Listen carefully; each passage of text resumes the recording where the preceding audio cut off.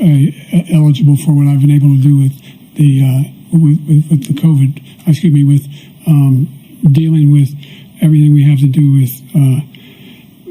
Look, if we finally beat Medicare.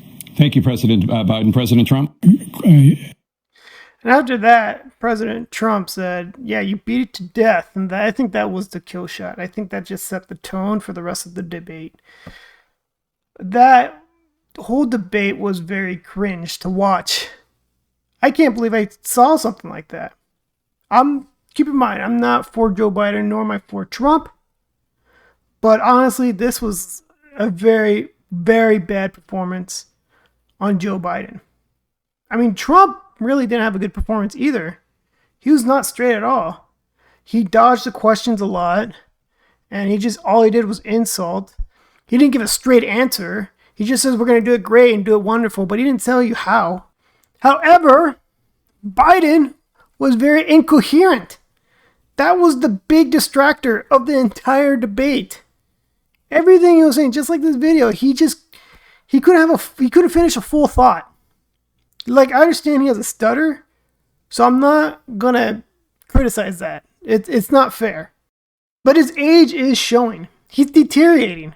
He's like dying in front of our eyes. He looked very sickly. He was coughing all over the place. Just not well. Most of the time when I was watching the debate, I'm like this. Like, what did he just say? I don't understand what he just said. He just went off like a tangent. My grandma who's 99 is doing that. I mean, she has like 1 foot out, and you can tell. But it's just like those moments, like, I don't think it's them anymore. Their mind is just deteriorating. Gone. Continue to move until we get the total ban on the total initiative relative to what we're going to do with more Border Patrol and more asylum officers. President Trump? I really don't know what he said at the end of that sentence. I don't think he knows what he said either. Look, we had the safest border in the history of our country. Yeah, I mean, that's something to know. I don't think Joe Biden knows exactly what he's saying. He's just spouting things. I don't. Folks, I don't walk as easy as I used to. I don't speak as smoothly as I used to. I don't debate as well as I used to. But I know what I do know. I know how to tell the truth. This is a day after the debate in North Carolina. And it's 1:30, right? He's awake. During the debate was his bedtime. And seeing this video, he's probably hopped up on something that got him awake. And of course, he's reading a teleprompter, right? But if you have him out there to be sharp and critically think, he's gone. That said, I too was on the phone throughout much of the debate with Obama world people, with Democrats, with people who are political operatives, with campaign operatives. My phone really never stopped buzzing throughout. And the universal reaction was somewhere approaching panic. The people who were texting with me were very concerned about... Rachel Maddow had to take notes. Oh, panic, huh? President Biden seeming extremely feeble, seeming extremely weak. And, I'll just reiterate what I said earlier. President Biden had one job tonight, and it was one primary job. And yes, it was to litigate Donald Trump's, criminality and all of those things. But he had to settle his own party. Mm-hmm. He needed to settle Democrats. Democrats, they always talk about Democrats are bedwetters and Democrats are always panicking. Yes, Democrats are always panicking. They're always scared, right? They're always thinking they're going to lose. Like, Democrats are very pessimistic. This is just neurotic. Who they are. They're neurotic. But Joe Biden's job was to reassure them tonight. His job was to calm his party, to make them feel that, yes, I can do this. I have 4 more years in me. I have the ability and the stamina and the strength to do 4 more years. He did not do that. That was it. Even MSNBC, the most liberal news organization, lost confidence in Joe Biden.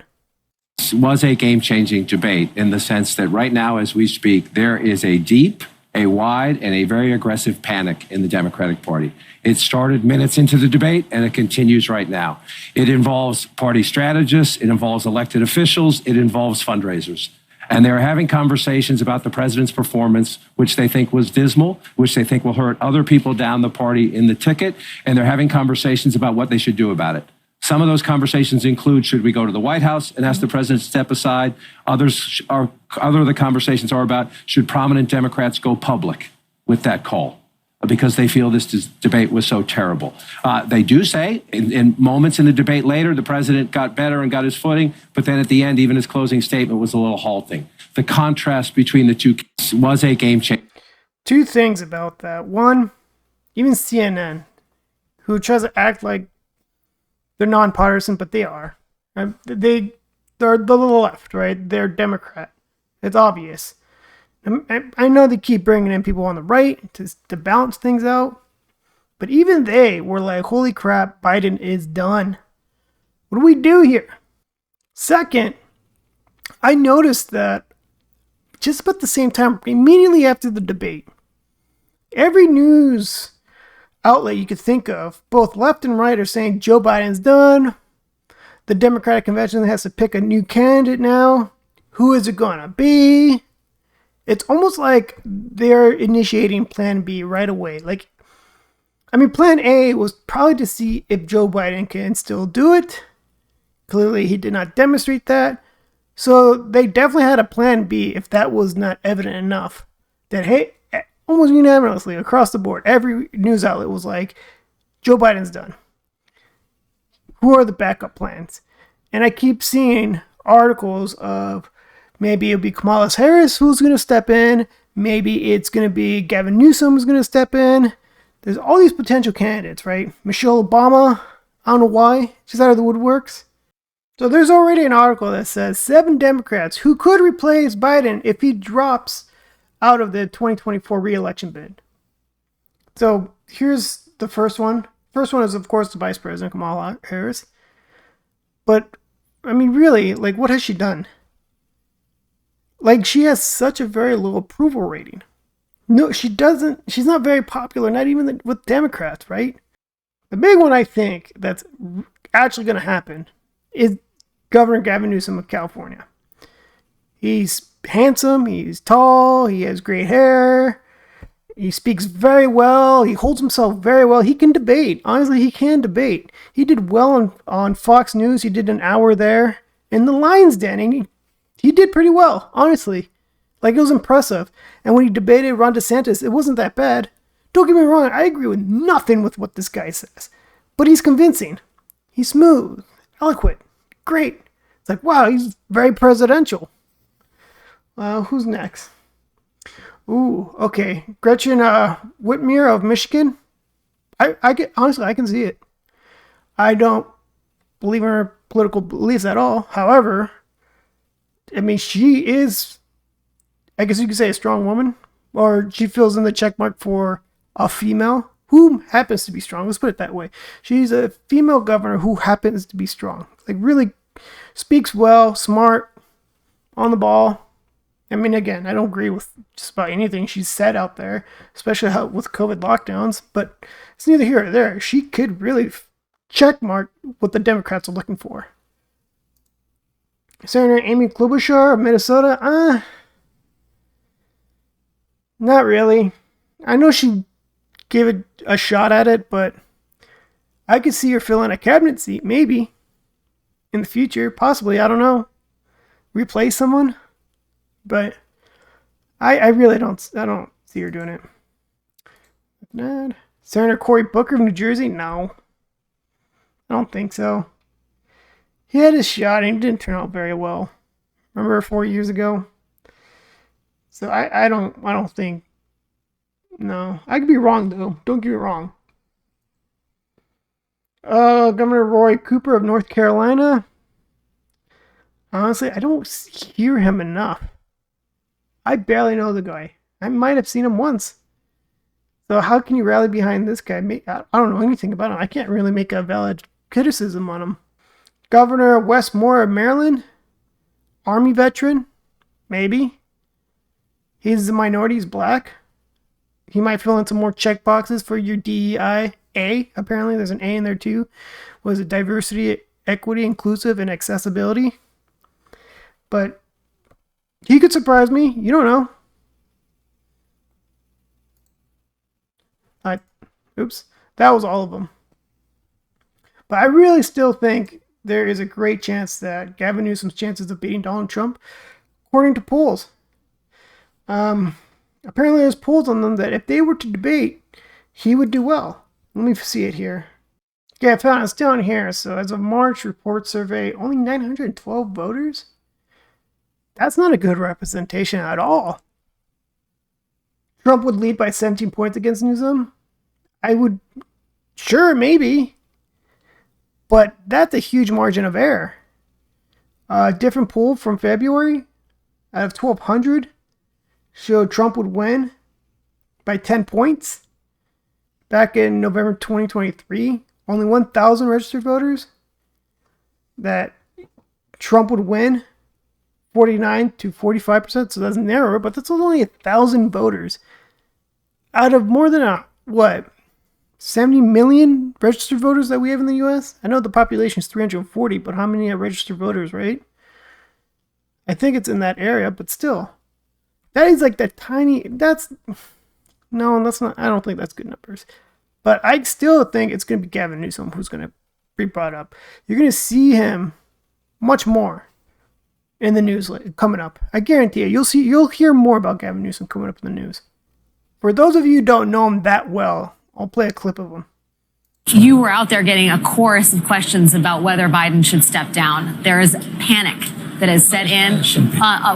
There is panic that has set in among people who have watched this debate, who are Democrats, people who are strategists, and some even inside Democratic campaigns. Yeah. Do you think it's unfounded? Well, I think it's unhelpful, and I think it's unnecessary. We've got to go in and got to keep our heads high. And as I say, we've got to have the back of this president. You don't turn your back because of one performance. What kind of party does that?